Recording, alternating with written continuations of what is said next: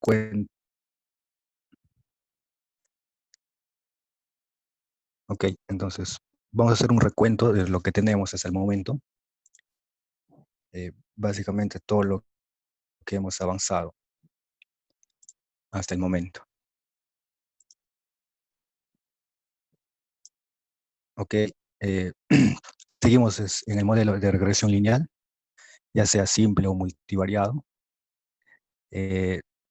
Al inicio de la sesión dijimos que nuestro objetivo es especificar un modelo de regresión lineal, ¿ok?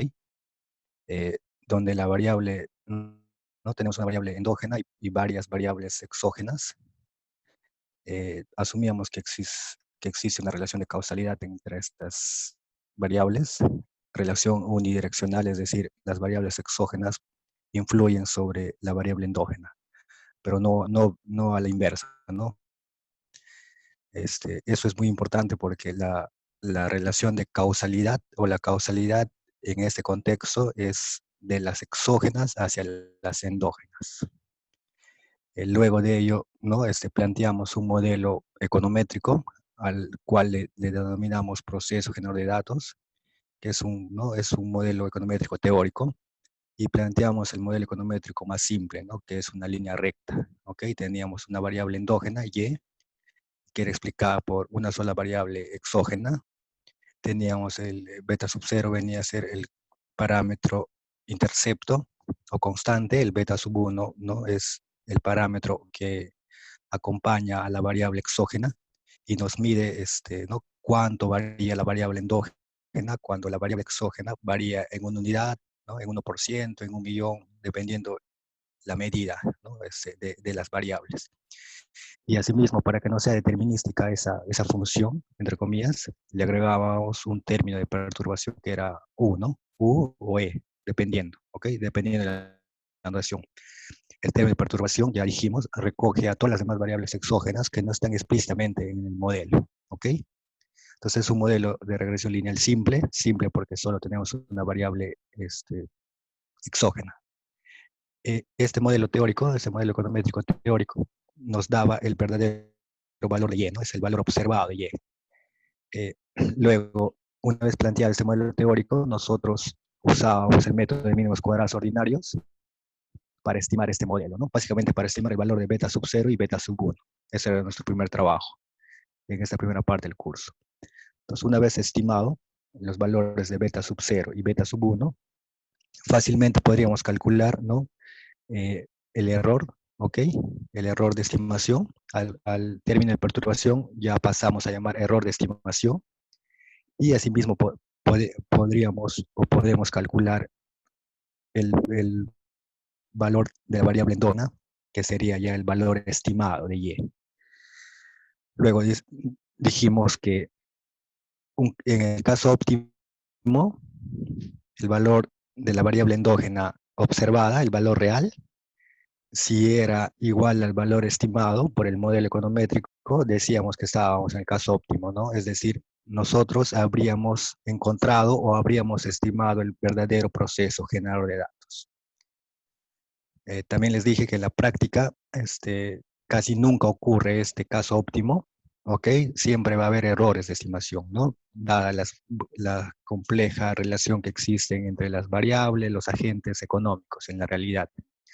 Por lo tanto, nosotros definíamos el error de estimación como un sombrero, que no era otra cosa que la diferencia entre el valor real, el valor observado de la variable endógena menos el valor estimado, ¿ok? Así definíamos nuestro error de estimación. Y lo que nosotros buscábamos era que este error de estimación, que esta diferencia sea la menor posible, ¿no?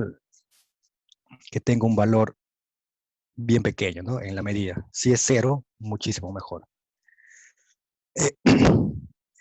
Bueno, esta gráfica nos muestra intuitivamente la idea del método de mínimos cuadrados ordinarios. Los puntitos en negro eran, ¿no? Los valores observados entre las variables, ¿ok? Tanto de la variable endógena y exógena. Y dado estos puntitos negros, ¿ok? Estos puntitos negros, nosotros estimábamos una línea recta, ¿no? Una línea recta de las infinitas líneas rectas que pueden existir. Esa línea recta esa línea recta que elegíamos, entre comillas, que estimábamos, era la línea recta que mejor se ajusta a los datos, ¿ok? Es decir, ¿no? Tengo una línea recta de las infinitas que pueden existir, y esta línea recta que yo estoy escogiendo, entre comillas, o estoy estimando, tiene que ser la que mejor se ajusta a los datos. Y ese término de ajuste tiene que ver con la distancia, ¿no? Es decir, tengo un valor observado y el punto o los puntos sobre la recta son valores estimados. Entonces, lo que nosotros buscamos es que la distancia entre el valor observado y el valor estimado sea la más, ¿no? La más pequeña, sea menor esa distancia. Dijimos, ¿no?, que existen errores de estimación positivos, errores de estimación negativos. En función de eso planteábamos el método de mínimos cuadrados ordinarios, que lo habíamos derivado inclusive, ¿no? Paso a paso. Luego hemos generalizado el modelo de regresión lineal simple a un modelo de regresión lineal múltiple, ¿no? Básicamente múltiple o general se llama así porque ya tenemos más de una variable exógena. En este caso tenemos que y, ¿ok? Y, mi variable endógena, está explicada por x1, x2 hasta xk, ¿no? Tengo k variables exógenas que explican a la variable y más el término de perturbación, ¿ok? El término de perturbación. A la variable endógena también se le llama variable dependiente o variable regresada, ¿ok? En algunos libros lo van a encontrar así. Y a las variables exógenas también lo suelen llamar variable independiente o variable regresora. Y los betas, ¿no? Los betas son coeficientes, ¿ok? A estimar. Sigue siendo el error aleatorio, el término de perturbación, el residuo, el error de estimación, tienen muchos nombres, ¿no? Pero para nosotros, en principio, son todas las variables exógenas que no están explícitamente dentro del modelo, ¿ok? No están dentro del modelo.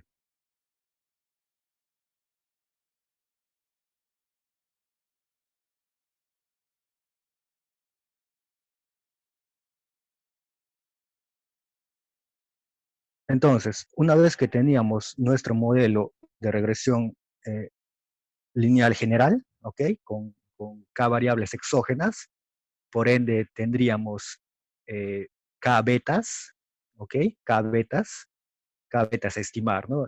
El primer trabajo de esta primera parte del curso era estimar los betas, ¿ok? Encontrar una formulita que nos ayude a estimar esos betas. Nosotros ya vimos cómo se deriva esa fórmula, ¿no? Cómo se utiliza esa fórmula, e inclusive hicimos, ¿no?, un ejercicio numérico muy simple, con datos hipotéticos, y derivamos, ¿no?, usando matrices, los valores de los betas, ¿ok? También lo podríamos hacer con la ayuda de algún software. En este caso usábamos el Livius, ¿no? Hemos usado el Livius para hacer algunas demostraciones o ejemplos muy, muy simples. Entonces, nosotros ya sabemos cómo estimar los betas y sabemos cómo interpretar esos betas. Ahora, para la sesión de hoy lo que vamos a hacer es, vamos a seguir usando este ejemplo del libro de Woolrich, ¿ok? Ese ejemplo sobre los arrestos, que también lo vimos muy rápidamente en la sesión anterior, ¿no? Vamos a usar este ejemplo, los datos de este ejemplo, vamos a estimar nuestro modelito econométrico en Livius, y cuando nosotros habíamos estimado nuestro modelo econométrico de regresión lineal general con 3 variables exógenas, Livius nos botaba esta ventana de resultados, ¿cierto? Nos botaba esta ventana de resultados. Entonces, lo que nosotros hicimos aquella vez, en esas sesiones, fue centrarnos no en esta parte nada más. Es decir, hemos interpretado los coeficientes, ¿no?, los valores de los betas. Nos hemos centrado solo en los valores de los betas. Lo que vamos a hacer es, hoy, la sesión de hoy, el objetivo es ver, ¿no?, lo que sobra de esta ventana de resultados. ¿Ok? Vamos a ver, ¿no?, para qué se utiliza, para qué nos sirve, ¿no?, esta parte que estoy señalando con el cursor. También vamos a ver, ¿no?, cómo se interpreta, cómo se utiliza esta otra parte que está debajo, ¿sí? No vamos a ver todos los estadísticos que nos muestra esta ventana de resultados, solo vamos a centrarnos en aquellos estadísticos que por el momento nos sirven a nosotros, ¿ok? Y eso de que nos sirven, ¿no?, eh, significa o quiere decir que vamos a escoger aquellos estadísticos que por el momento nos van a servir, ¿ok? Estamos avanzando poco a poco nosotros, ¿ok? Nosotros ya sabemos cómo interpretar estos coeficientes betas. Lo que vamos a ver ahora es hacer una prueba hipótesis a estos coeficientes betas, recordemos, ¿no? El C, la letra C para Ibius, siempre viene a ser el beta sub 0. ¿Ok? Esto viene a ser el beta sub 1, el beta sub 2, el beta sub 3. ¿Ok? Tenemos 4 betas, beta sub 0, beta sub 1, beta sub 2, beta sub 3. ¿Ok? 4 betas, cada uno con, ¿no? con un respectivo valor. Y estos valores dijimos que tienen que estar acorde, ¿no? a la teoría económica o a la lógica económica, ¿no? A la intuición económica. Entonces, eh, repito, ¿no? Nos estamos basando en el ejemplo sobre arrestos del libro de Waldrich, el ejemplo 3.5, y Waldrich también hace la estimación y muestra en su libro, ¿no? Es decir, la tasa de arrestos, ¿ok? La variable endógena en este caso es la tasa de arrestos. Tenemos el beta sub 0, que es 0.712, menos el beta sub 1, ¿ok? Multiplicado por la primera variable exógena, menos el beta sub 2, multiplicado por la segunda variable exógena, menos el beta sub 3, multiplicado por la tercera variable exógena, ¿ok? Entonces, eso es lo que nosotros ya vimos hasta el momento, ¿no? Ya sabemos cómo armar. En base a esta ventana de resultados, armamos nuestra ecuación, ¿no? Nuestra ecuación estimada. Luego, otro aspecto muy importante es cuántas observaciones hemos utilizado para estimar ese modelito econométrico. Y el libro de Waldrich nos dice, ¿no? La base de datos que hemos usado para este ejemplo está compuesta por 2.725 observaciones. Por ende, n es el tamaño de la muestra o el número de observaciones, en este caso es 2.725. Y acá está, ¿no? Waldrich lo presenta. N es igual a 2.725 observaciones que se ha usado para estimar este modelito econométrico. ¿Ok? Y aquí está la explicación, ¿no? Aquí está la explicación de los betas, ¿ok? De los betas, ¿no? O sea, cómo se interpreta. Entonces, eso ya lo vimos nosotros. Ahora, lo que me voy a centrar es, nosotros ya hemos estimado estos coeficientes betas, ¿no? Tenemos beta sub 1, beta sub 2, beta sub 3, beta sub 4, ¿ok?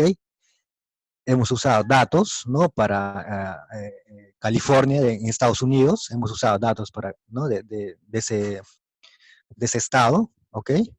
Y hemos hecho esta estimación. Usando esos datos, para ese lugar en específico nos salen estos valores, ¿ok? Estos valores de los betas. Lo que vamos a hacer es un contraste de hipótesis en el sentido de que cabe la posibilidad que nosotros al hacer la regresión o al hacer la estimación del modelo econométrico nos hayamos equivocado, ¿ok? Equivocado en el sentido de que puede ser que el beta sub 0 no sea este valor que nos ha salido, sino sea igual a otro valor, ¿ok? Y lo mismo, ¿no? Puede ser que el beta sub 1 no sea igual a este valor que tenemos aquí, sino sea otro valor, ¿ok? Y ese otro valor es un valor especial, entre comillas, es un valor particular, no es cualquier otro valor, sino es el valor de 0, ¿ok? Es decir, nosotros aquí nos preguntamos, ¿no? Nos hacemos una pregunta quizás muy entre comillas, muy tonta, al decir, ¿el beta sub 0 es igual a este número o es igual a 0? Y lo mismo nos hacemos, la misma pregunta para cada uno de los betas. Es decir, ¿no? El beta sub 3 que tengo acá, ¿es igual a menos 0.10 o es igual a 0? ¿Ok? Entonces, y quizás se pregunten, ¿y por qué igual a 0? ¿No? ¿Por qué igual a 0 y por qué no otro número? Ese valor de 0 tiene algo especial, ¿no?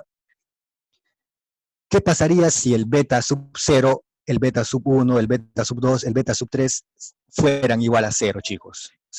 O sea ¿qué implicaría que todos los betas que hemos estimado sean igual a 0, ¿no? 0 a secas. Entonces, si nosotros hacemos la estimación, vamos a suponer que hacemos la estimación usando los datos, y nos salen que el beta sub 0, es decir, aquí, ¿no? El beta sub 0 es igual a 0, el beta sub 1 es igual a 0, el beta sub 2 es igual a 0, el beta sub 3 es igual a 0. Si nos salen los 4 betas igual a 0, ¿qué implicaría esto? Que esta variable exógena 1 no incide, ¿no? No tiene influencia sobre mi variable endógena. Que la variable exógena 2 no tiene nada de influencia sobre mi variable endógena. Y que la variable exógena 3 tampoco influye, no tiene nada de influencia, ¿ok? Porque 0 multiplicado por cualquier cosa es 0, ¿no?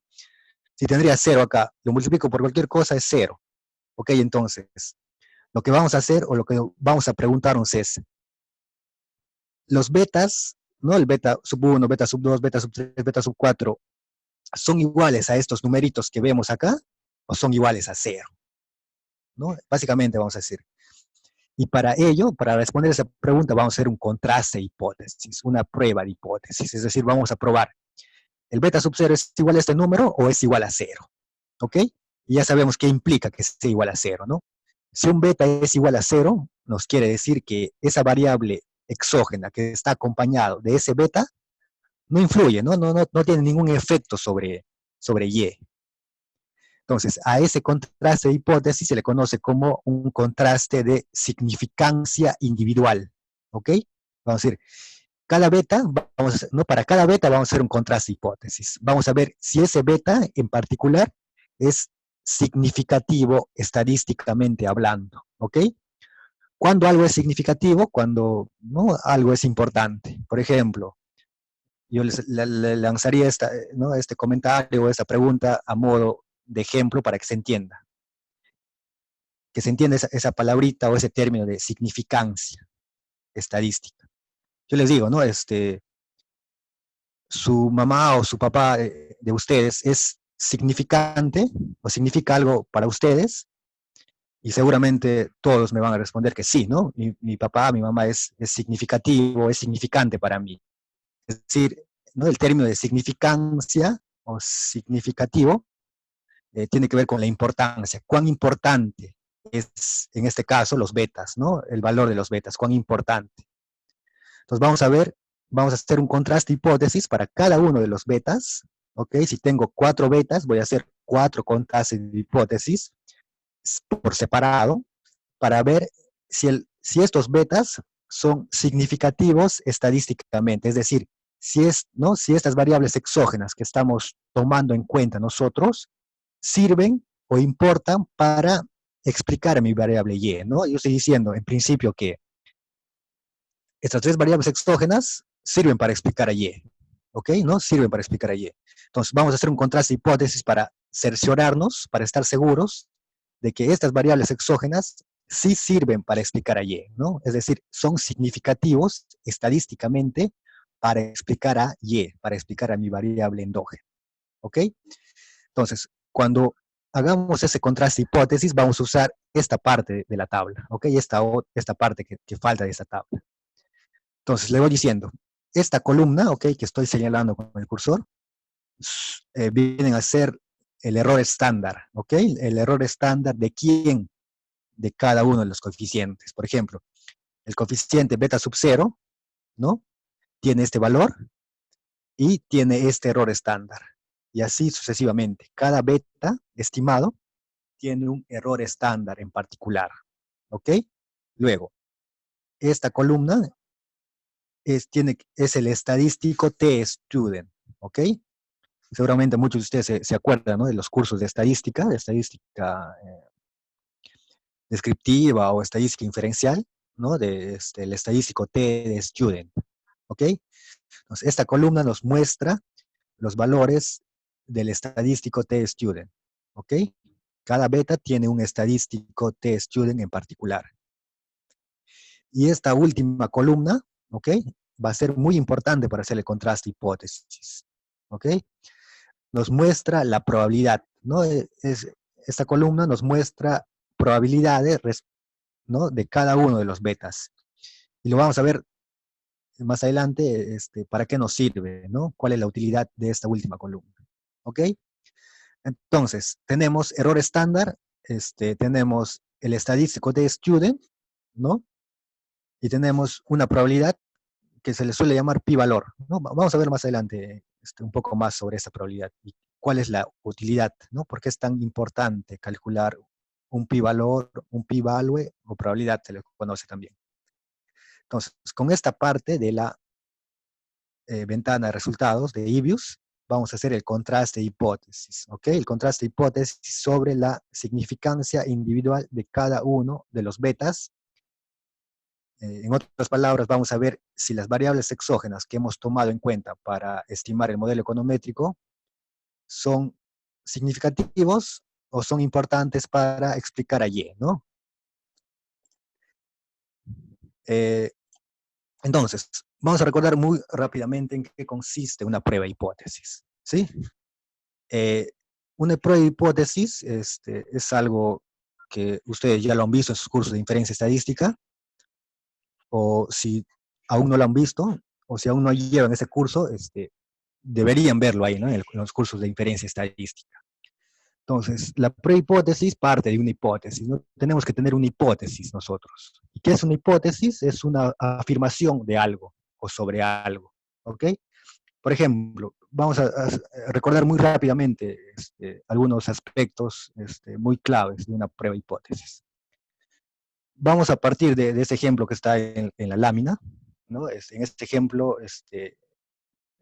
hay una idea intuitiva que dice lo siguiente, ¿no? El presidente del Banco Central asegura que el tipo de cambio promedio durante el 2018 fue 3 soles con 20 céntimos por dólar, ¿ok? Entonces, ¿no? Lo que el presidente del Banco Central dice, el tipo de cambio en el año 2018 fue 3.20, ¿ok? Por cada dólar. Entonces, nosotros o cualquiera, ¿no? O cualquier persona podría preguntarse, ¿no? Podría preguntar lo siguiente: ¿lo que dice el presidente del Banco Central es cierto o es falso? ¿No? O sea, en verdad, en el año 2018 ¿no? El tipo de cambio fue de 3, 3.20, o fue más, o fue menos, ¿ok? Entonces, lo que está haciendo el presidente del Banco Central está haciendo una afirmación, ¿no? Está afirmando algo, ¿ok? Y nosotros estamos en la posición de creerle o no creerle, ¿ok? Entonces vamos a decir que, ¿no? Nosotros somos un poco, digamos, que en principio no tendremos por qué creerle, ¿no? No tenemos por qué creerle lo que dice el presidente del Banco Central. Entonces, lo que vamos a hacer es, vamos a hacer un contraste de hipótesis basado en la afirmación que ha hecho el presidente del Banco Central. Entonces, para ello tenemos que recordar, ¿no? ¿Qué es una hipótesis nula y qué es una hipótesis alterna o alternativa? ¿Ok? Entonces, en base a la afirmación que ha hecho el presidente del Banco Central respecto al tipo de cambio, decimos, ¿no? Nuestra hipótesis, vamos a tener dos hipótesis siempre, ¿no? Una hipótesis nula y una hipótesis alterna. Estas dos hipótesis tienen que contradecirse entre ellas, ¿ok? Por ejemplo, aquí la hipótesis nula, que se denota por H sub 0, ¿ok? Siempre cuando vean H sub 0, de aquí en adelante en el curso es una hipótesis nula, y H sub 1 es una hipótesis alterna o alternativa, ¿no? El mismo nombre dice alterna o alternativa. Entonces, estas dos hipótesis, repito, siempre se contradicen. Entonces, la hipótesis nula dice, ¿no? El tipo de cambio promedio fue de 3.20 en el 2018, y la hipótesis alternativa, ¿qué dice? Dice, el tipo de cambio fue diferente a 3.20 en el 2018. Entonces está contradiciendo, ¿no? La hipótesis nula me dice, el tipo de cambio fue igual a 3.20. Y la hipótesis alterna me dice, el tipo de cambio fue diferente a 3.20. Fue otro valor, no fue 3.20. ¿Ok? Entonces ya hemos planteado nuestras hipótesis a contrastar. Ahora, ¿no? Ya tenemos las hipótesis, ahora tenemos que ver cómo contrastamos estas hipótesis, ¿no? Ya tengo. De estas dos hipótesis, al final, vamos a tener que aceptar solo una, ¿no? Bien puede ser la hipótesis nula o bien la hipótesis alterna. ¿Ok? Solo una tenemos que aceptar. Y la otra, por ende, se rechaza. ¿Ok? Se rechaza. Para probar la hipótesis, es decir, aceptar o rechazar cualquiera de ellas, nosotros, en principio, ¿qué tendríamos que hacer? ¿No? Una forma muy, muy fácil de probar esta hipótesis es ir, ir a la página del Banco Central y recolectar los valores del tipo de cambio, ¿no? En el 2018, ¿ok? ¿No? Voy a la página del Banco Central, me descargo el Excel, el tipo de cambio en el 2018, luego, como menciona acá, que, ¿no? el tipo de cambio promedio, es decir, una media, ¿no? Me pide hallar una media, un promedio, y yo lo que haría es, una vez descargado ese Excel con el valor del tipo de cambio en el año 2018, calcularía una media, ¿no? Una media, ¿no? Una media aritmética, y una vez calculada esa media aritmética, ¿no? Me va a dar un valor del tipo de cambio promedio en 2018, y la comparo, ¿no? Si es 320 o es diferente a 320. Entonces, si yo hago esa operación, calculo esa media aritmética y me sale que el tipo de cambio es, por ejemplo, 4.50, ¿no? Por ejemplo, o sea, yo descargo el Excel con los valores del tipo de cambio en 2018 y me sale 4.50, por ejemplo, ¿qué diría? ¿Cuál es tu hipótesis? ¿Aceptaría o rechazaría? Yo rechazaría la hipótesis nula y aceptaría la hipótesis alterna, ¿no? Porque la hipótesis alterna me dice, no es 320, es diferente a 320. Como a mí me sale 450, yo que digo, es esto, ¿no? Entonces yo acepto la hipótesis alterna, es diferente a 320. Entonces, básicamente esa es una idea intuitiva de un contraste de hipótesis, ¿ok? Entonces, ya les dije, tenemos dos hipótesis, la hipótesis nula y la hipótesis alterna, ambas se contradicen. Ahora, otra cosa muy importante es, cuando uno hace un contraste de hipótesis, eh, puede incurrir en errores, ¿no? Puede cometer errores al hacer el contraste de hipótesis, ¿no? Errores que vamos a ver en qué consiste muy rápidamente. Por ejemplo, nosotros tenemos nuestras dos hipótesis, ¿cierto? Hacemos el contraste de hipótesis y si, digamos, aceptamos la hipótesis nula, ¿ok? Digamos, hacemos el contraste de hipótesis y aceptamos la hipótesis nula. Puede darse dos casos. Puede ser que la hipótesis nula sea verdadera, ¿ok? Eso sería lo óptimo, ¿no? Yo acepto la hipótesis nula y la hipótesis nula es verdadera. Pero puede ser que yo acepte la hipótesis nula y la hipótesis nula sea falsa. Eso es algo malo, ¿cierto? El otro caso es que yo rechazo la hipótesis alterna, ¿ok? Rechazo la hipótesis alterna y puede darse que la hipótesis alterna sea verdadera. Eso es algo malo, ¿cierto? Eh, y el otro es, ¿no? Yo rechazo la hipótesis alterna y la hipótesis alterna resulta siendo falsa. Entonces eso es bueno. A estos errores que podemos cometer al hacer el contraste de hipótesis, se le conoce como error tipo 1 y error tipo 2, que seguramente lo han visto también en sus cursos de estadística. ¿Ok? Entonces tenemos error tipo 1 y error tipo 2. Entonces, ¿el error tipo 1 en qué consiste? Rechazar una hipótesis nula cuando esta es verdadera, ¿no? O sea, yo rechazo la hipótesis y esta es verdadera, eso es un error, ¿no? O sea, es algo malo, es un error. Y el error tipo 2, ¿en qué consiste? Es acepto la hipótesis, pero esta es falsa. Eso es algo malo, también es un error, ¿no? Yo acepto algo falso, ¿no? Acepto algo falso, es un error. Y repito, ¿no? Si yo rechazo una hipótesis y esta es verdadera, es otro error, ¿no? Entonces tenemos error tipo 1 y error tipo 2, ¿ok? Error tipo 1 y error tipo 2. El error que nos va a importar a nosotros es el error tipo 1, ¿ok? El error tipo 1, es decir, rechazar una hipótesis cuando esta es verdadera. Eso es lo que nos va a importar más. Y ahora, ¿para qué nos sirve, no? ¿O por qué estamos hablando de los error tipo 1, error tipo 2? ¿Se recuerdan de esta columna? ¿No? De esta columna. El error tipo 1, el error tipo 2 tiene que ver ¿no? Va a tener que ver más adelante con los valores de esta columna, ¿ok? De esa columna. Entonces, en principio estamos diciendo que el error eh, que nos interesa más es el error tipo 1, ¿ok? El error tipo 1 que consiste en rechazar la hipótesis cuando ésta es verdadera. Ahora, para ir terminando con este resumen de prueba hipótesis, vamos a ver los pasos, ¿no? Los pasos que uno, en teoría, debe seguir cuando hace un contraste de hipótesis. Entonces, en primer lugar, tenemos que determinar o especificar nuestras hipótesis a contrastar, ¿ok? Es decir, mi hipótesis nula y mi hipótesis alterna. ¿Ok? Ambas se tienen que contradecir, hemos dicho. Y el contraste de hipótesis puede ser bilateral, ¿ok? Cuando es igualdad o desigualdad, bilateral, vamos a usar las dos colas de una curva de distribución, o bien puede ser unilateral, ¿no? Cuando el contraste es mayor, igual o menor igual a algo, ¿ok? Lo que nosotros vamos a usar es el contraste o la prueba de hipótesis bilateral, ¿ok? Con el signo de igualdad.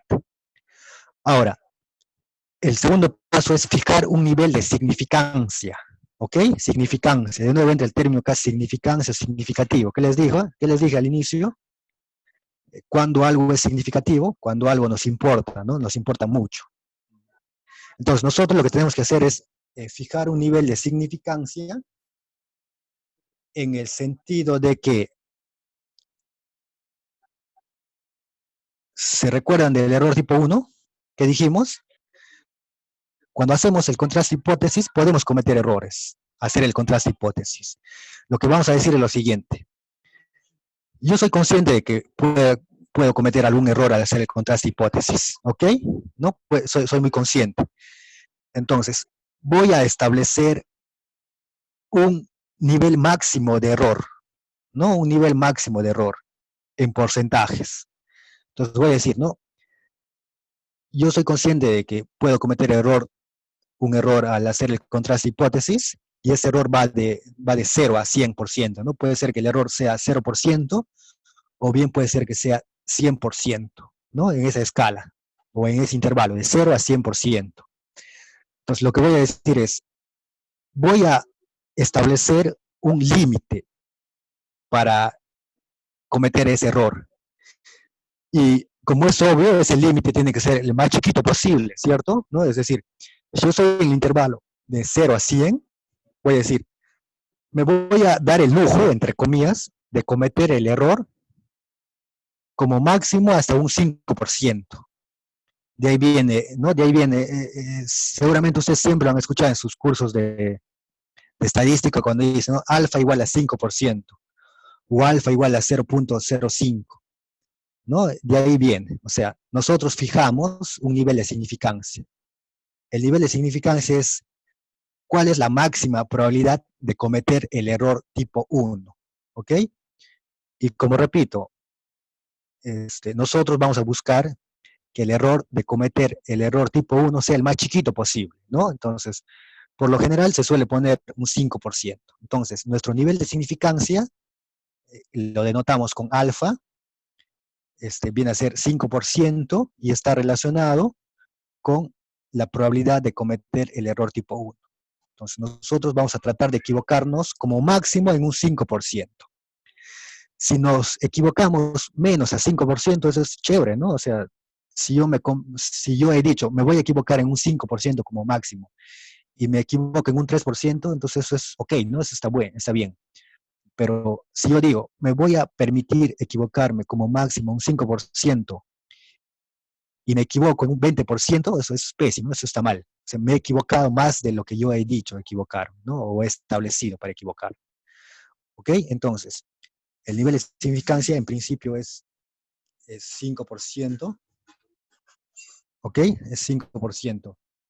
Eh, entonces, pasamos al tercer paso.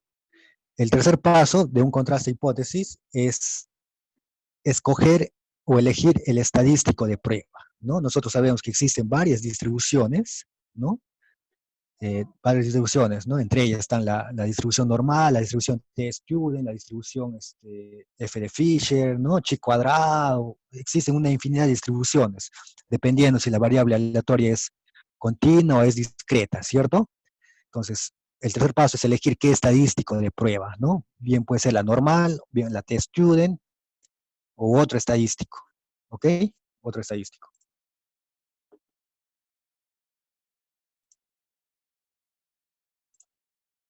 Ok, por favor me confirmen el audio. Uno de los compañeros me dice que no se escucha. ¿Se está escuchando? No, les decía, estamos en el tercer paso de un contraste hipótesis.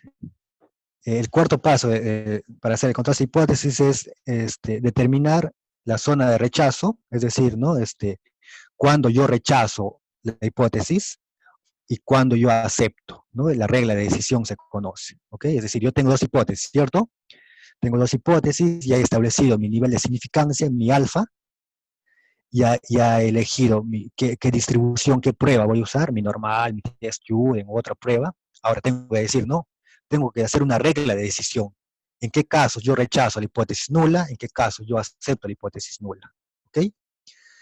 Eh, para recordar, si yo rechazo la hipótesis nula, por ende o por deducción, se entiende que estoy aceptando la hipótesis alterna, ¿cierto? O sea, eso está de más decirlo, ¿no? Yo rechazo una hipótesis, no, ya, digamos, por default, estoy aceptando la otra hipótesis. Si yo acepto la hipótesis nula, por default ya estoy rechazando la hipótesis alternativa, ¿ok? Y eso está de más decirlo, ¿sí? Entonces, si yo rechazo una, estoy aceptando la otra. O si yo acepto una hipótesis, estoy rechazando ya por default, ¿no? Y eso se sobreentiende. Entonces, uno elige, ¿no? O establece una regla de decisión para ver en qué casos rechazo una hipótesis o en qué casos acepto una hipótesis. Y el último paso es, ¿no? La conclusión de la prueba de hipótesis. Si yo rechazo una hipótesis, digo, ¿no? Estoy rechazando la hipótesis nula. Allá, la conclusión es, ¿no? Lo que tiene que ver o lo que está relacionado a esa hipótesis nula. ¿Ok? Vamos a ver más adelante. Ahora, de estos 5 pasos que yo les he puesto, este paso, el paso D, o el cuarto paso, tiene que ver con la regla de decisión, ¿cierto? Es decir, ¿no? Establecer o determinar cuándo yo rechazo una hipótesis y cuándo yo acepto una hipótesis. ¿Ok?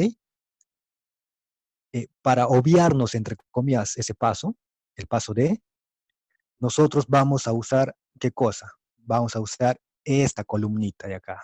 ¿Ok? Para no hacer el contraste de hipótesis que ustedes seguramente han hecho en sus cursos de estadística inferencial, ¿no? Es decir, ir a la tabla test-student, ¿no? Encontrar el valor de la tabla, ¿no? de estadístico test-student, luego dibujar la campanita ¿no? La campanita de la distribución, ¿no? Hacer todo ese procedimiento que entre comillas es un poco largo, ¿ok? Vamos a usar, repito, esta columnita que nos arroja el Libius. ¿Qué les dije? Esta columnita es la probabilidad, ¿no? La probabilidad. Cada valor que está aquí son probabilidades, ¿ok? Son probabilidades. Entonces, para obviarnos este paso, nosotros vamos a usar esa columnita que les mostré de la salida de Ibius y que todos los softwares, ya sea Ibius, sea SPS, sea Stata u otro software estadístico que se pueda utilizar, siempre nos botan esa columnita que tiene que ver con las probabilidades. Por ejemplo, si uno utiliza SPS y hace una regresión, va a haber una columna llamada SIC asintótica, ¿ok? SIC viene de significancia asintótica, ¿no? Significancia, de nuevo viene el término significancia, significativo. Otros software los llaman pi-valor, es el pi-valor, es el valor de la probabilidad. Por ejemplo, Ibius lo llama prop nada más, ¿no? Probabilidad, o probability en inglés, ¿ok? Ibius lo llama prop. Stata lo denomina así, ¿no? P mayor a T, ¿ok? A T. Valor absoluto de T, ¿no? Y ya se van imaginando por qué lo pone T, inclusive, ¿no? Y si nos fijamos en esto, en esta tablita, acá tenemos, ¿qué les dije? Es el estadístico T-Student, ¿no? Es el estadístico T-Student. Tengo el estadístico T-Student, tengo la probabilidad. Entonces ya vemos qué distribución vamos a, ¿no? Ya nos vamos dando cuenta qué distribución vamos a usar. Entonces, la distribución que vamos a usar para el contraste hipótesis es la distribución T-Student, ¿ok? La T-Student. Entonces, les estoy diciendo, no, vamos a usar esta última columna para hacer el contraste de hipótesis. ¿Ok? Esta última columna es muy importante. Esta columna les dije que nos muestra probabilidades. ¿Ok? Entonces, nosotros ya hemos elegido previamente nuestro nivel de significancia, nuestro alfa, ¿no? que en la mayoría de los casos es 5%. ¿Ok? Alfa igual a 5% o alfa igual a 0.05. ¿Ok? Entonces ya dijimos que el nivel de significancia es el máximo error posible que yo pueda cometer, ¿no? Es decir, ¿no? De 0 a 100 que puede equivocarme, estoy diciendo, como máximo me voy a dar el lujo de equivocarme un 5%. ¿Qué dijimos? Si yo me equivoco menos a 5%, eso es bueno, ¿cierto? Eso es bueno. Pero si yo me equivoco más de un 5%, eso es malo. ¿Ok? Entonces, ¿cuál va a ser nuestro criterio, nuestra regla de decisión cuando usemos equilibrios?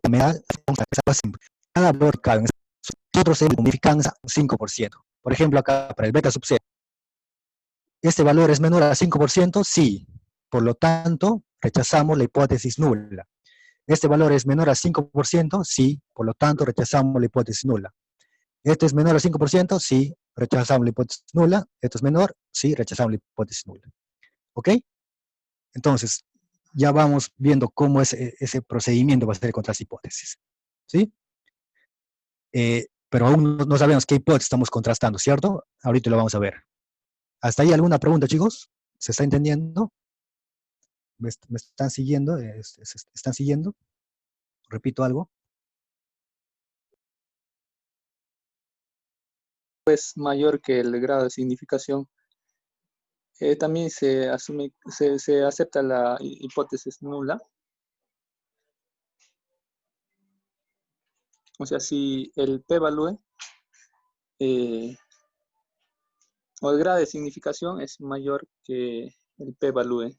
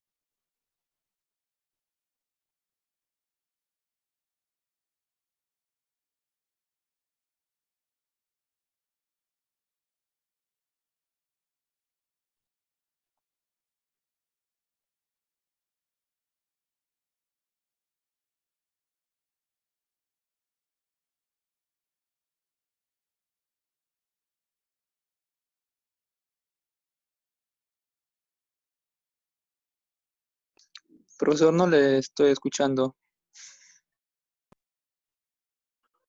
Ok, les decía, lo que quiero que se graben, entre comillas, ustedes, es que si el p-valor, o la probabilidad que, ¿no? Ives lo llama probabilidad, es menor al nivel de significancia, rechazo automáticamente la hipótesis nula, ¿ok? Es decir, cuando el p-valor es menor a 5%, automáticamente rechazamos la hipótesis nula y por default se entiende que aceptamos la hipótesis alterna, ¿ok? Ahorita vamos a ver cuál es nuestra hipótesis nula y cuál es nuestra hipótesis alterna. Pero por el momento quiero que se queden con esta idea, ¿no? P-valor menor al alfa, automáticamente rechaza la hipótesis nula. Entonces, para ver rápidamente acá, estos son p-valores, p-values, p-valor, p-values o probabilidad. ¿Es menor a 5%? Sí, rechaza la hipótesis nula. ¿Es menor a 5%? Rechaza la hipótesis nula. ¿Es menor a 5%? Rechaza la hipótesis nula. ¿Es menor a 5%? Rechaza la hipótesis nula. ¿Ok? Pero aún no sabemos todavía cuál es nuestra hipótesis nula, ¿cierto? Ahorita vamos a ver cuál es nuestra hipótesis nula y cuál es nuestra hipótesis alternativa.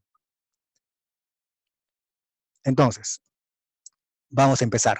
Les decía, ¿no? Lo que estamos haciendo nosotros es una prueba de significancia de los coeficientes, ¿no? Una prueba de significancia de los betas, ¿ok? Y esta prueba es una prueba de significancia individual, es decir, hacemos un contraste de hipótesis para cada uno de los betas que podamos tener, ¿ok? Vamos a usar la prueba t-student, ¿ok? La prueba T-Student, la distribución T-Student, para hacer este contraste de hipótesis. Entonces, ¿no? ¿En qué consiste esto? Dice, ¿no? La prueba T nos sirve para contrastar individualmente la significancia de las variables exógenas, ¿ok? De las variables exógenas. Entonces, lo que nosotros estamos haciendo es, si tengo dos variables exógenas, lo que quiero ver es, ¿esta variable exógena es importante para explicar a Y o no es importante? Entonces, como yo no puedo hacer directamente el contraste de hipótesis con la variable exógena, lo hago con, ¿no? El coeficiente que está acompañado de esa variable exógena. Entonces, estas son nuestras hipótesis. La hipótesis nula, ¿ok? Nos dice que el beta es igual a 0. ¿Qué significa esto en palabras? Es que la variable exógena que está acompañando a este beta no sirve para explicar a Y. Es decir, ¿no? La variable exógena que está acompañando a este beta no es significativa para explicar a Y. Y la hipótesis alterna o alternativa me dice que el beta, ¿no? El beta es diferente de 0. ¿Qué implica que sea diferente de 0? Que la variable exógena que está acompañando a este beta sí sirve o es significativa para explicar a Y, para explicar a la variable endógena. ¿Ok? Entonces, estas son nuestras hipótesis. Hipótesis nula, hipótesis alterna. Hemos dicho, siempre se contradicen, ¿no? Se contradicen. La hipótesis nula me dice en palabras que la variable exógena que está acompañando este beta no sirve para nada, para explicar a Y. La hipótesis alterna me dice, ¿no? Mi variable exógena que está acompañando el beta sí es significativa, sí sirve, sí importa para explicar a Y. ¿Ok? Entonces ya tenemos nuestras hipótesis que vamos a contrastar. Y si seguimos el paso que yo les mostré, el segundo paso sería, ¿no? Elegir qué distribución vamos a usar. En este caso vamos a usar la distribución T-Student, ¿ok? ¿no? La distribución T-Student. Y el estadístico ¿no? El que estoy mostrando o que estoy señalando en el cursor. Tengo el estadístico T-Student es igual a todo esto, ¿no? Tengo el beta estimado menos el beta que estoy contrastando entre la desviación estándar del beta, ¿ok? Entonces, repito, tengo el beta estimado, el beta sombrero, menos el beta que estoy contrastando, en este caso es 0, ¿ok? Entre la desviación estándar. ¿De dónde obtengo estos valores? Si yo quiero calcular el estadístico T-Student, lo tengo acá, ¿no? Tengo, por ejemplo, el beta sub 0. Esto es el beta estimado. Tengo el error estándar, ¿ok? Entonces tengo los insumos necesarios para calcular este estadístico, ¿no? Tengo el beta estimado menos 0, ¿ok? 0, ¿por qué? Porque estoy contrastando si es igual a 0 o es diferente a 0 entre el error estándar. Entonces yo podría fácilmente calcular el estadístico T-Student, ¿no? Si calculo el estadístico T-Student, ¿ok? Tendría que ir a la tabla T-Student, esa tabla, ¿no? Que en los libros de estadística lo presentan al final o en el apéndice, y buscar ¿no? el valor crítico. Una vez que tengo el valor crítico, vería cuál es mayor, cuál es menor, y en base a eso tomaría una decisión, ¿no? Si rechazo o acepto una de las dos hipótesis. Eso es el camino largo, les decía. ¿Ok? El camino corto para nosotros es ubicarnos, ¿no? Usar esta parte de la salida de Ibius. ¿Cómo así? Ibius ya nos calcula el estadístico T-Student, ¿ok? El estadístico T-Student para el beta sub 1 es 21 punto tantos. El estadístico T-Student para el beta sub 2 es menos 3.6. Para el beta sub 4 es menos 4. Para el beta sub... Ok, para el beta sub 3 es menos 10. ¿Ok? Entonces, Ibius ya nos calcula los T estadísticos. Nosotros podríamos usar estos T estadísticos para hacer el contraste de hipótesis. Pero si es que usamos esos T estadísticos para hacer el contraste de hipótesis, tendríamos que ir, como les decía, a nuestra tablita T-Student y encontrar el valor crítico, ¿no? Y ver cuál es mayor, ¿no? Si el valor, si el t estadístico es mayor al valor crítico, rechazo la hipótesis nula, ¿no? Y todo ese procedimiento. Entre comillas es largo, ¿no?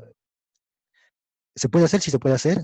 Sería óptimo que ustedes lo supiesen hacer, también sería óptimo eso, pero para efectos prácticos, ¿ok? Vamos a aprender a usar esta última columna, ¿ok? Esta última columna. Entonces le decía, ¿no? Esta última columna nos muestra las probabilidades, ¿ok? Las probabilidades. Y también les decía que esta columna son los pi-valores, ¿no? Nosotros previamente establecemos un nivel de significancia que por lo general es un 5%, ¿no? 5%. Entonces, el contraste hipótesis es este para cada uno. Tengo acá para beta sub 0, hago otro contraste para beta sub 1, para beta sub 2, para beta sub 3, ¿ok? Entonces, para cada uno de estos betas. Dijimos, si el beta sub 0, perdón, si la probabilidad del beta sub 0 es menor a 5%, ¿qué dijimos? Rechazamos la hipótesis nula automáticamente. Rechazamos esto. Y por ende, aceptamos esto. Entonces, ¿qué nos quiere decir? Que el beta sub 0 es estadísticamente significativo. ¿Ok? Ahora, para el beta sub 1, ¿no? Tiene una probabilidad o un pi-valor menor a 5%. Por lo tanto, ¿qué decimos? Rechazamos la hipótesis nula, aceptamos la hipótesis alternativa. ¿Qué decimos en este caso? La variable exógena asociada al beta sub 1 es relevante, ¿no? Es importante para explicar a Y, ¿ok? El beta sub 2 y el beta sub 3 también son menores a 5%, por lo tanto, rechazamos la hipótesis nula y decimos que las variables exógenas que acompañan a estos betas son relevantes o son significativos para explicar a mi variable Y. Entonces, ¿no? Usando esta última columna, muy fácilmente podemos hacer el contraste de hipótesis para ver si las variables exógenas que hemos incluido en el modelo econométrico son importantes, son significativos para explicar a la variable endógena. ¿Ok? En este ejemplo en particular estamos encontrando que, ¿no?, las tres variables exógenas, incluido el intercepto, son estadísticamente significativos. Es decir, las tres variables exógenas que estamos incorporando en el modelo econométrico sí sirven para explicar a la variable Y. ¿Ok? Sí sirven, ¿no? Sí son útiles para explicar a Y. Profesor, Sí, y si en caso encontramos que no entre una de esas variables, que uno no es significativo para explicar allí, por lo tanto no lo rechazamos, no lo consideramos esa variable, ¿o sí? claro, digamos, si yo al contraste hipótesis y veo que una variable no es estadísticamente significativo, es decir, tiene un pi-valor mayor a 5%, decimos que esa variable exógena no sirve para explicar a Y por ende podríamos sacarla del modelo econométrico, ¿no? Es decir, ¿para qué voy a incorporar una variable que no es importante para explicar a Y? Entonces, si uno hace el contraste de hipótesis ¿no? Y llega a la conclusión de que no es significativa esa variable exógena, yo podría quitarla, ¿no?, de mi modelo econométrico, porque está de más, ¿cierto? Ok, está de más. Eh, Siguiendo esa pregunta, cuando uno estima en Ibius, te bota esa ventana, ¿cierto? Esta ventanita, ¿ok? Entonces, nosotros ya sabemos cómo interpretar, ¿no?, los coeficientes, ¿ok? Los coeficientes betas. Ahora ya hemos aprendido cómo se hace un contraste de hipótesis para ver qué variables exógenas son relevantes o son significativas para explicar a Y. Y si hacemos la estimación en Ibius, nos sale esta ventanita, nosotros nos fijamos en esa columna y al ojo vemos qué variables son relevantes para explicar a Y, ¿cierto? O sea, inclusive ya no se necesita este contraste de hipótesis, no calcular el estadístico t-student, no hacer todo este procedimiento, ir a la tablita T, no, sino que Ibius te bota esto y nosotros ya sabemos al ojo qué variable exógena es relevante o es significativa, ¿no? O sea, eso es la idea, digamos, la practicidad de usar el pi-valor, ¿ok? Entonces, ustedes no deberían tener ningún problema, ¿no? Cuando se les presente una tabla y se les diga, tengo tres variables exógenas, ¿ok? ¿Cuáles de estas variables exógenas son significativas para explicar a Y? Entonces, uno se centra en el pi-valor y dice, no, de estas tres variables exógenas que tienes, en este ejemplo, todas son significativas, todas importan, son importantes para explicar a Y. Entonces, esa es la idea. Si han captado eso, chicos, estaría bien, ¿no? Está bien. Eh, Pero Profesor, sí, te escucho. eh, para hacer el contraste de hipótesis, solamente se puede hacer con la T de estudio o también hay otros. Ok, eh, buena pregunta. Sí, eh, digamos, solo se hace con la prueba T-Student. Esto tiene una explicación, ¿no? Que está detrás. Inclusive tiene una demostración de por qué es una T-Student y por qué no otra distribución, ¿no? ¿Por qué no una normal? ¿Por qué no una chi cuadrada? Una binomial, no sé, pues, ¿no? Quizás se pregunten eso. Entonces, repito, sí, tiene una explicación teórica, inclusive una demostración estadística de por qué es la distribución T-Student y por qué no otra. Como ustedes se imaginarán, ¿no? Digamos, por las circunstancias del curso, no estamos entrando tanto en detalle en algunas cosas, al menos yo no tanto. Bueno, inclusive la sesión de nosotros es práctica, ¿no? Pero sí tiene una explicación. Yo les recomendaría que revisen los libros de econometría, que les he recomendado, o cualquier otro libro. Ahí está la explicación del por qué se utiliza la T-Student para hacer el contraste hipótesis individual. Pero la idea es la siguiente, así a grandes rasgos les voy diciendo. Se recuerdan que cuando uno tiene un modelo econométrico, ¿ok? ¿No? Tengo mi variable endógena, mi variable exógena, mis betas, más el término de perturbación, ¿cierto? El término de perturbación. ¿Qué dijimos sobre ese término de perturbación cuando vimos los supuestos? ¿Se acuerdan de los 5 supuestos, 6 supuestos que vimos la semana anterior? Dijimos, ¿no? Los errores de estimación o el término de perturbación sigue una distribución normal con media cero y varianza sigma cuadrado. ¿Se acuerdan de eso? Ya, entonces, ¿qué estamos diciendo? Los errores de estimación se distribuyen, ¿no? Normalmente o sigue una distribución normal. Ahora, si uno divide ¿no? Si uno divide una normal entre una normal, si mal no recuerdo, obtiene una distribución de student, ¿ok? De ahí sale, ¿no? Porque esto es básicamente cuando uno hace la demostración matemática de la distribución de student, es el resultado, repito, si mal no me equivoco, de la división entre dos normales, ¿ok? Si uno distribuye, ¿no? Una variable que se distribuye con una normal entre otra variable que se distribuye con una normal, obtiene una distribución T-Student. Entonces, de ahí viene del por qué se utiliza una T-Student y no otra distribución. Pero si uno está más interesado en eso, debería, ¿no? Revisar los libros. ¿Ok? Ahora, otra pregunta relacionada a esto, chicos.